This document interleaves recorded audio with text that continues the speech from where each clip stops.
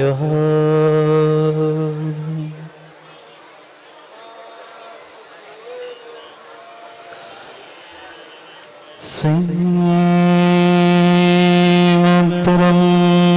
गम्भीरो मोससाध्वादमोघलाञ्छनम् जीवत्रैलोक्यनाथस्य शासनं जिनशासनम् इन्दसदवन्यं देवमधुरसदवकाणम् अन्तातीतजनम्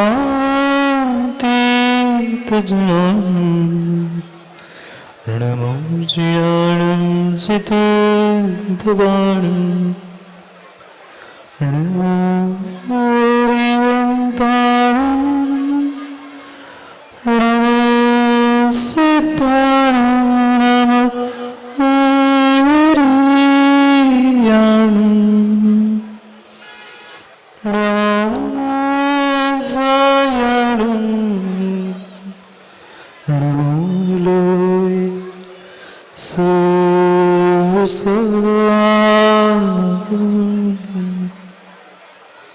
अनंत अनंत परम सिद्ध भगवान की 1008 श्री आदिनाथ भगवान की परम पूज्य आचार्य भगवान कुंद कुंद स्वामी की जय। परम पूज्य आचार्य भगवान गुरुवर विशुद्ध सागर जी महाराज की जय।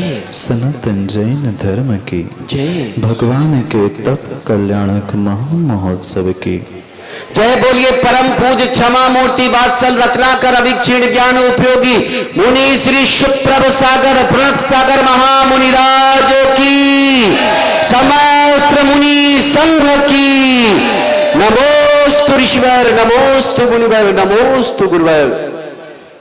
अंतिम तीर्थेश वर्धमान स्वामी के शासन में हम सभी विराजते और उनकी यह पावन पीयूष देशना हम सभी के लिए परम उपकारी। अनादिकाल से हमारी आत्मा में जो जन्म जरा और मृत्यु रूपी रोग लगे, उन रोगों का उपशमन करने वाले कोई परम औषधि है तो वह एकमात्र यह जनवाणी है। भव्यात्मा कानों में भीतर से आवाज आ गई, बंद करो बंद करो, बहुत हो गया। अब कब तक इस संसार के सागर में मैं झुलसता रहूंगा। जब सामने नाचने वाली ये स्वर्ग की अप्सरा जो साक्षात अमर कहलाने वाले देव, उनकी देवांगना जब नृत्य करते करते मृत्यु को प्राप्त हो गई, मैं भी कुछ ही क्षण में मृत्यु को प्राप्त हो जाऊंगा। जिस समय जिस क्षण भीतर का बोध हो गया, बोधि की ओर प्रवर्तन प्रारंभ हो गया। 20 लाख पूर्व का काल मात्र और मात्र यौवन अवस्था में बीता, फिर लगभग 65 लाख पूर्व का काल राज्य कारभार में बिताया। उस 63 लाख पूर्व के राज्य कारभार के उपरांत जब शेष मात्र 1 लाख पूर्व कोटि की आयु बची थी, तब परमात्मा के वैराग्य के लिए भी स्वधर्म को विकल्प आया और साक्षात वकील साहब उसके लिए उस स्वधर्म को भी निमित्त जोड़ने पड़े। और जैसे ही वह निमित्त सामने आया, पूरा जीवन का जो निर्वाह चल रहा था, वह निर्वाह का प्रवाह निर्वाण के प्रवाह की ओर मुड़ गया। एक भीतर से बिजली चमक उठी कि मैं कितनी बड़ी गलती कर रहा हूं वर्षों बीत गए, लाखों वर्षों बीत गए, कितनी पूर्व वर्षों की आयु मैंने यूं ही बर्बाद कर ली। भोगों को भोगते भोगते जिसको मैंने सुख मान के रखा था, ऐसे इन इंद्रिय सुखों में मैं उलझता रहा। जब तक ज्ञान नहीं था, जब तक सोच सारांश भाई बदली नहीं थी, तब तक उन भोगों में आनंद चल रहा था। और कोई 2-4 घंटे 2-4 मिनट नहीं लगे, एक क्षण जैसे आसमान में बिजली चमकती है और आंख की पलक झपकते झपकते वह पुनः नष्ट हो जाती है, ऐसे ही भीतर एक वैराग्य की किरण झलकी और पूरा पूरा संसार, भोग, रानियां एक क्षण में असार लगने लग गई। जिसे पूरा जीवन का सारांश मान के रखा था, पूरा सार मान के रखा था, वह एक क्षण में सार निस्सार हो गया। निर्णय हो गया भीतर से, ये मात्र और मात्र स्वार्थियों की टोली है, इनके साथ रहने से मेरा कल्याण होने वाला नहीं है। जब तक बोध नहीं था, जब तक बोध नहीं था, तब तक एक एक जीव के कल्याण की भावना भा रहे थे। किसी को असी, किसी को मसी, किसी को कृषि, उन षड कर्मों की व्याख्या भी कर ली, पर सबका व्याख्यान और सबका कल्याण करने के पीछे अपना अकल्याण कर बैठे। निर्णय नहीं कर पाए कि मैं जिस पर वस्तु के पीछे अपना स्वयं का समय और समय स्वयं की ये पर्याय नष्ट कर रहा हूं, उस पर्याय को मुझे संभालना है, क्योंकि एकमात्र ऐसी दुर्लभ पर्याय मुझे मनुष्य की मिली है जिसके अलावा कोई कल्याण का साधन नहीं है। एक उत्कृष्ट चौराहा, एक उत्कृष्ट चौराहा उत्कर्ष जीवन के उत्कर्ष का कोई है तो ये मनुष्य पर्याय है। और इस मनुष्य पर्याय से आप चाहो नरक, निगोद, तिर्यंच, देव और मनुष्य, और इन 4 गतियों के साथ साथ अंतिम पंचम गति जहां से निर्वाण की बात कही जाती है, उस निर्वाण तक दिलाने वाली अगर कोई गति है, पर्याय है, तो ये मनुष्य पर्याय है। भोगा 20 वर्षों तक लगातार मात्र और मात्र किशोर अवस्था में, युवा अवस्था में सुंदर सुंदर भोगों को भोगा। क्या आप लोग भोजन करते होंगे? क्या आप लोग भोजन करते होंगे? 2 समय का सुंदर भोजन मिल जाता है, हम खुश होते हैं। वे तीर्थंकर बालक भगवान युवराज का भोजन कभी माता पिता के घर आसुक भाई नहीं होता। माता पिता के घर के ना वे वस्त्र पहनते हैं, ना माता पिता के घर का भोजन करते हैं। स्वर्गों से जिनके भोजन की और वस्त्रों की व्यवस्था होती है, सोचो कितने उनके दिव्य भोग होंगे। हमें थोड़ा सा चंद दिनों के लिए सुरेंद्र भाई कुबेर का पद कुछ दिनों के लिए मिला ना, कुछ दिनों के लिए हमें कुबेर का पद मिलता है तो हम अपने आप में इतराने लगते हैं कि मैं इतना बड़ा, मैं सौधर्म में, कुबेर में, ऐसा मैं वैसा। फिर उस परमात्मा बनने वाले राजकुमार की भोगों की एक क्षण विचार कर लो कि जिनका भोजन, जिनके वस्त्र मात्र स्वर्गों से दिव्य दिव्य रूप से आते हैं, ऐसे दिव्य भोगों को छोड़ने का निर्णय हो गया। कठिन है, कठिन है। भीतर की उन विषय वासनाओं को छोड़ना कठिन है। मैंने जो छोड़ा है, मैंने जो त्यागा है, उस भाव का त्याग करना सबसे बड़ा त्याग है। क्योंकि नाम के लिए त्याग तो हर कोई करता है, प्रशंसा के लिए तो दान हर कोई करता है, पर छोड़ने के बाद उस छोड़े हुए का भी भान नहीं होना, यही वास्तव में यह दीक्षा और निर्वाण कल्याण का मार्ग है। जगत में जितने जितने जितने मार्ग है, वह प्रत्येक मार्ग निर्माण का मार्ग हो सकता है, पर निर्वाण का मार्ग साक्षात यहां से आज प्रारंभ होगा। हो गया। आज तक जितना निर्वाह करना था, जितना निर्माण करना था, सब कुछ निर्माण हो चुका। अब अहिंसा के मार्ग पर चलने के लिए भीतर का निर्णय हो गया। कितनी कितनी वह परिणामों की विशुद्धि होगी उस जीव की, सोचना माँ एक क्षण। जैसे ही वह पुण्यात्मा पिता की 2 संतान, पुण्यात्मा पिता की, वैसे तो तीर्थंकर भगवान को श्री नंदन पंडित जी कभी कन्या रत्न नहीं होता, पर उस हुंडाव सर्पणी काल का ऐसा प्रभाव है कि पहले ही तीर्थंकर भगवान की ब्राह्मी सुंदरी कन्या प्राप्त। पर आज की उन बहनों को और आज के युवा युवतियों को एक क्षण उस ब्राह्मी सुंदरी के बारे में सोचना पड़ेगा, जो अपनी पिता की उस गर्दन को किसी राजा के सामने झुकने नहीं दे रही थी। उस कन्या ने निर्णय कर लिया, पिताजी कुछ हो जाए, आप बनने वाले तीर्थंकर हो, आप उस परमात्मा स्थिति को प्राप्त करने वाले हो, हम किंचित भी आपकी गर्दन किसी राजा के सामने झुकने नहीं देंगे। उन्होंने आजीवन ब्रह्मचर्य व्रत धारण कर लिया। और आज की कन्या, आज के युवक कहाँ धर्म को और धर्म को संस्कारों को ले जा रहे हैं। जब उन्होंने भीतर से निर्णय किया होगा कि मात्र और मात्र अपने पिता के लिए मैं उन भोगों को छोड़ रहा हूं, क्या हम धर्म के लिए कुछ क्षण के लिए अपने भोगों को तिलांजलि नहीं दे सकते? हमें भीतर बैठकर निर्णय करना होगा। आज तक राकेश पंडित जी बोध तो हुआ, पर बोधि की प्राप्ति नहीं हुई।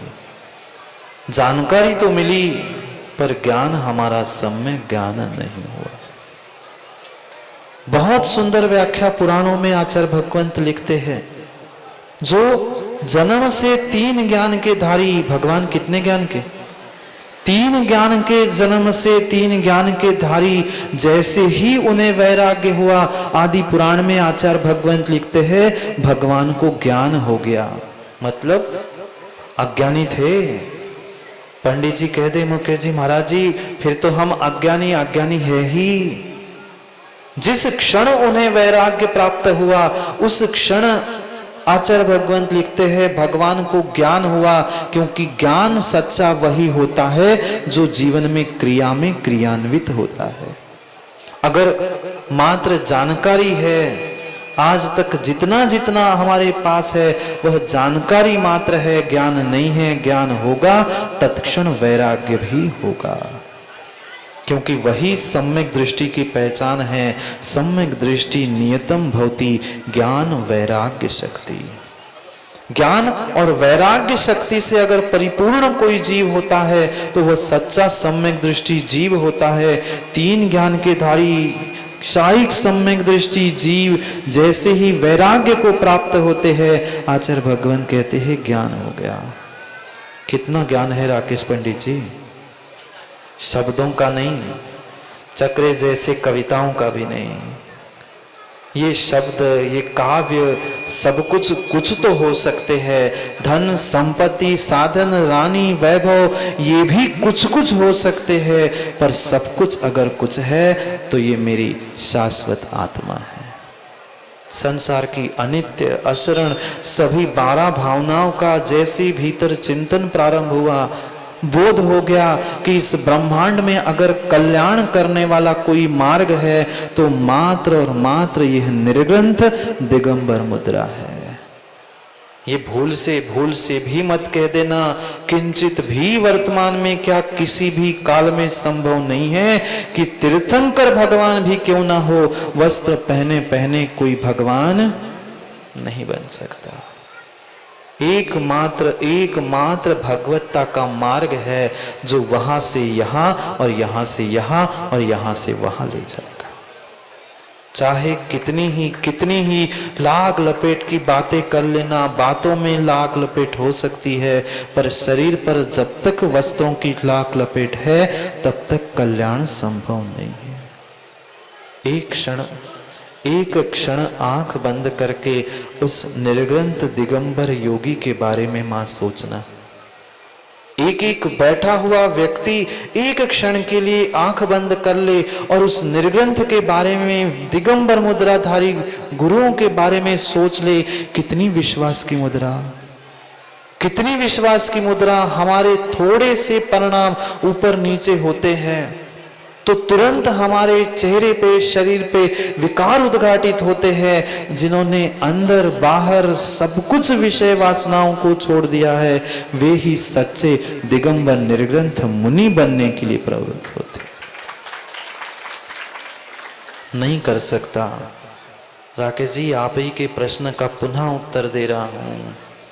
अंदर विषय वासना वर्ते, बाहर लोक लाज भारी।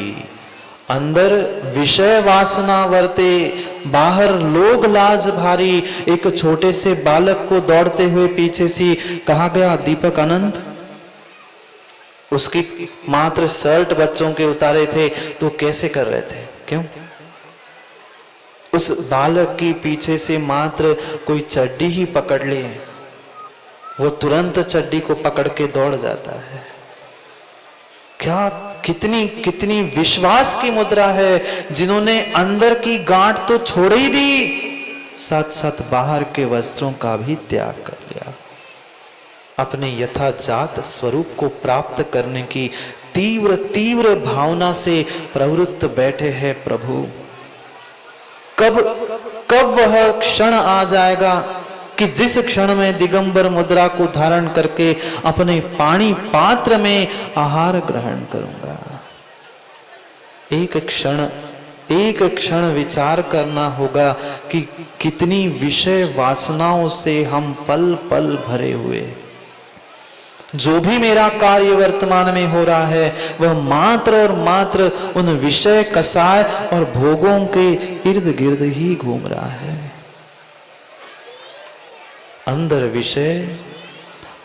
विषय वासना वर्ते, बाहर लोक लाज भारी। को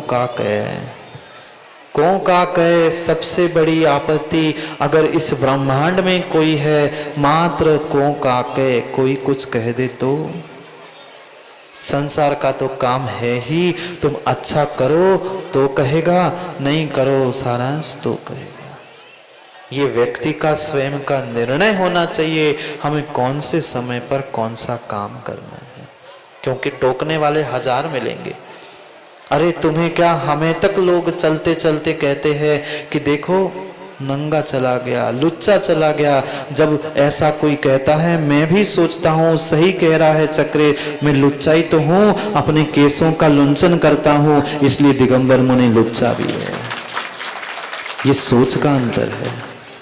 अगर छोटी सोच होती तो कहता लुच्चा कहता है, मैं देखता हूं।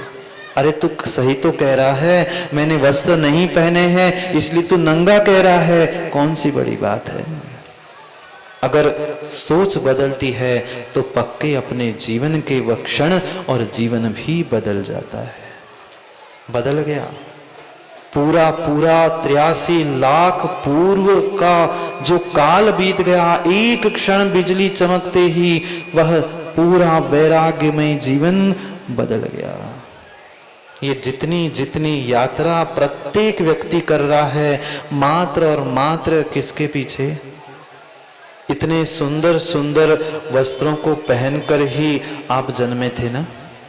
जितने अभी राजा बने थे, खूब सुंदर सुंदर वस्त्र पहनकर भेंट चढ़ाने आए थे। क्या इतने सुंदर वस्त्रों के साथ ही जन्म हुआ था?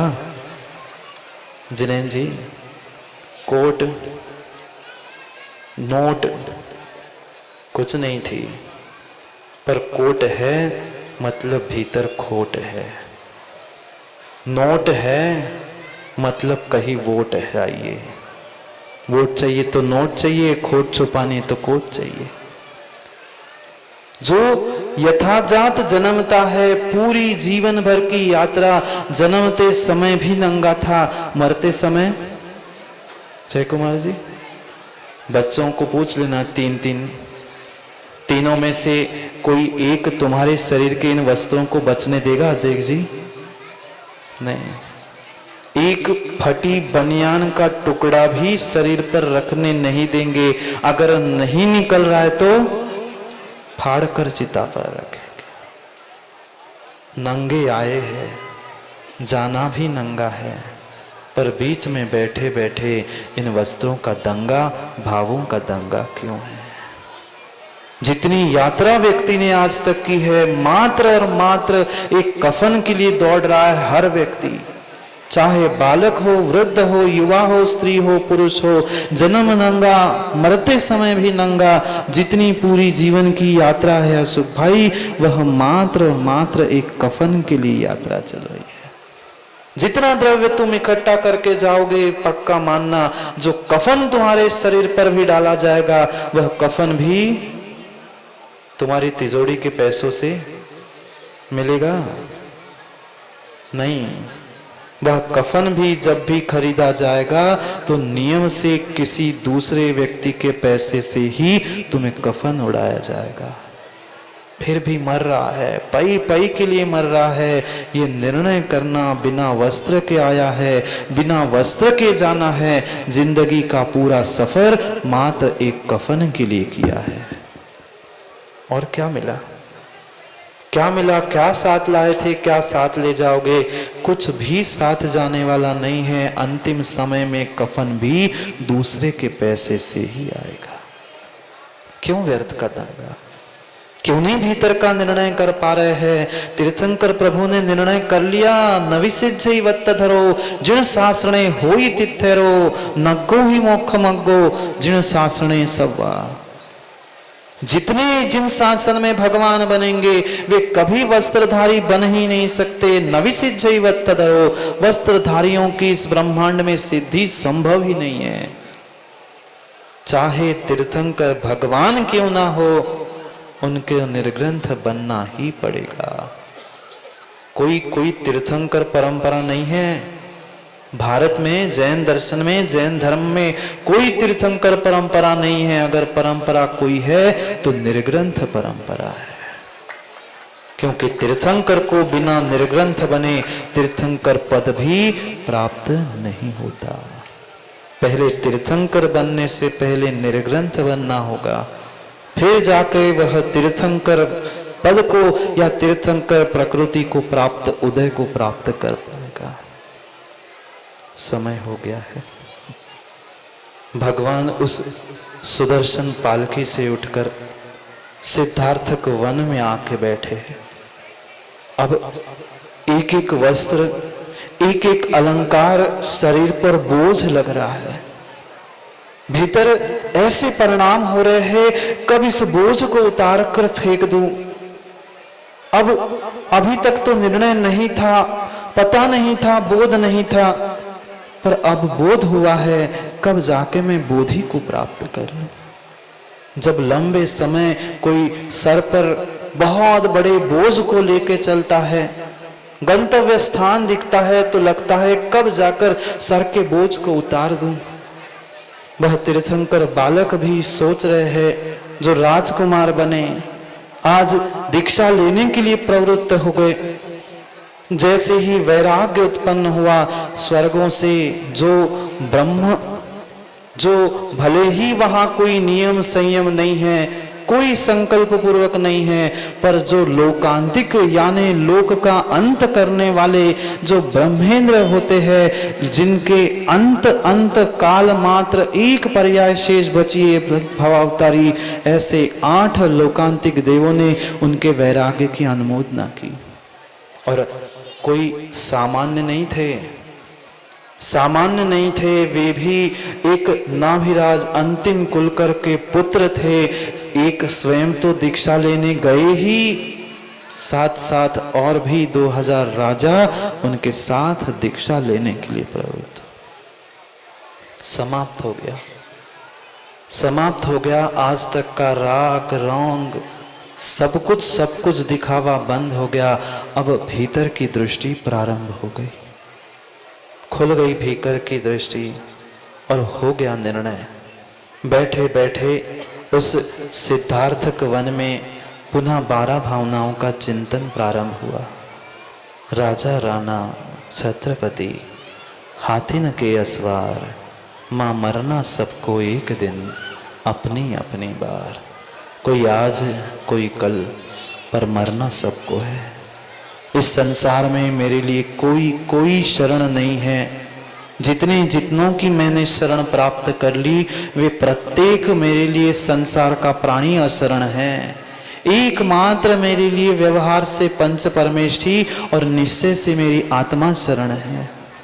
ये असुचि शरीर को मुझे अगर छोड़ना है तो पहले कर्मों के आश्रव भावना को समझकर इस आश्रव से बचते हुए स्वार्थी संसार से दूर होने का प्रयास करते हुए एकत्व अन्यत्व भावना का चिंतन करना।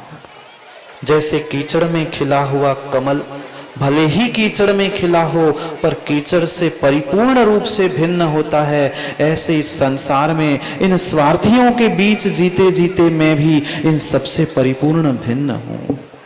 मैं शुद्ध हूं, मैं अखंड हूं, मैं बुद्ध हूं।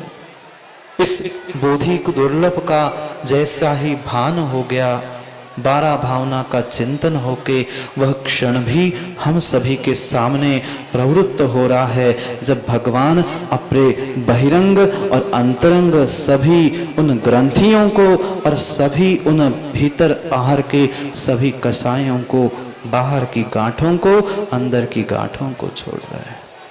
पर तभी राकेश पंडित जी तुम्हारी बाहर के वस्त्र उतारने सार्थक है, बाहर की वस्त्रों की गांठ खोलना तभी सार्थक है जब तुम्हारे भीतर की कसायों की और विषयों की गांठ खुली है। भीतर की गांठ नहीं खुली तो बाहर की गांठ खोलना कोई कार्यकारी नहीं है। पर इसका अर्थ ये नहीं है कि बाहर का भी करना छोड़ दे। दोनों आवश्यक है, भीतर और बाहर। अंतर विषय वासना वर्ते, बाहर लोक लाज भारी। याते परम दिगंबर मुद्रा, धार सके ना दीर्घ संसारी।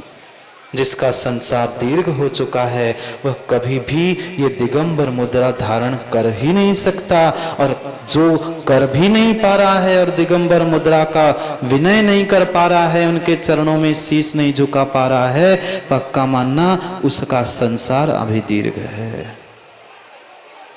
और जिनका संसार मात्र अल्प बचा है वे उन देव शास्त्र गुरु के चरणों में नतमस्तक होते हुए उनके जैसे बनने का प्रयास करते हैं। धन्य है वे धरती के देवता, धन्य है वे दिगंबर मुनि जिन्होंने अंतरंग बहिरंग सब विषय को छोड़ दिया। जो छोड़ के आए हैं उस ममत्व का भी त्याग कर दिया कि मैंने छोड़ा, अब छोड़ना नहीं है, अब भीतर को अपने आप को जोड़ना है। अपने आप को अपने आत्मा से जोड़ो। एकमात्र साधन जो आत्मा का कल्याण करने वाला है, जीवन की दिशा और दशा को बदलने वाला है, उसका नाम है दीक्षा। देखते हैं उस दीक्षा को, और कम से कम जितने जीव यहाँ बैठकर उस दीक्षा को देखेंगे, भीतर ये निर्णय करना है कि जिस दीक्षा को, भगवान की दीक्षा को भले ही हम देख रहे हैं, पर जीवन में ऐसा क्षण हमारे भी कभी आ जाए कि हम भी कभी ऐसे इस जैनेश्वरी दीक्षा को प्राप्त कर ले, क्योंकि इसके अलावा निर्वाण देने वाला अन्य कोई भी नहीं है। ऐसे ही पूरा देश आकर सक्रेश इस दिगंबर मुद्रा के सामने नहीं झुकता। क्यों महेंद्र भाई, सब काम छोड़कर तुम वे टीकमगढ़ के बाबूजी क्यों दौड़े चले आए? घर में काम नहीं था?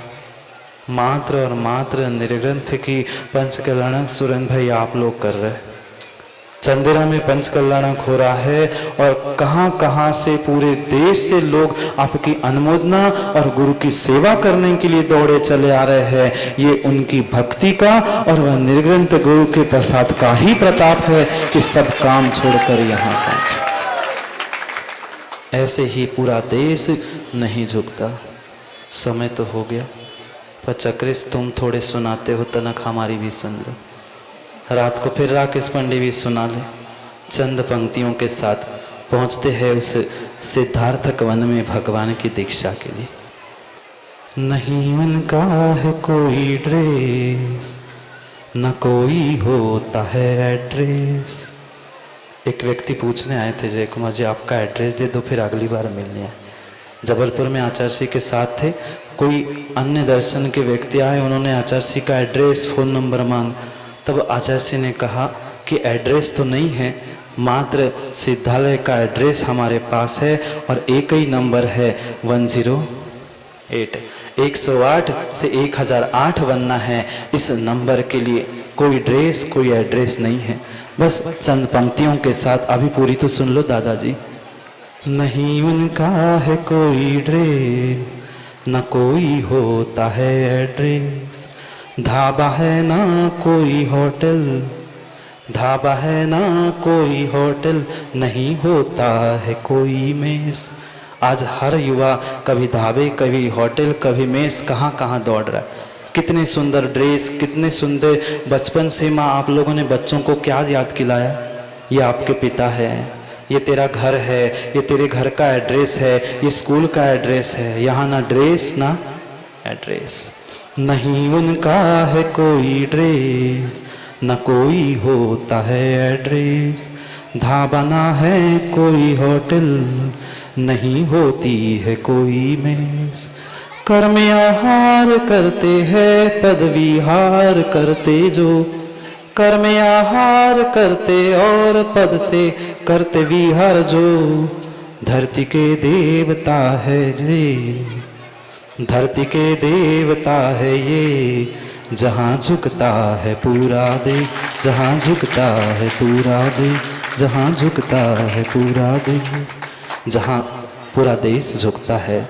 चाहे आप कोई मंत्री हो, चाहे अभी थाली में लाई हुई संतरी हो, हर कोई जिनके चरणों में झुकता है, ऐसा यह दिगंबर धरती के देवता का स्वरूप प्राप्त करने के लिए प्रवृत्त हो रहे चलते हैं। उनके उस बोझ को उतारने के लिए हर व्यक्ति अपने बहिरंग अंतरंग बोझ को उतार दे। इस निर्वाण को प्राप्त करने के लिए, इस निर्वाण दीक्षा को प्राप्त कर ले। इन्हीं भावनाओं के साथ इस समय को यही समय पे विराम लेते हैं, क्योंकि समय को समय पर समझने के लिए पुनः समय पे मिलना है। समय पे किया गया काम समय को दिलाता है। बोलिए भगवान महावीर स्वामी की।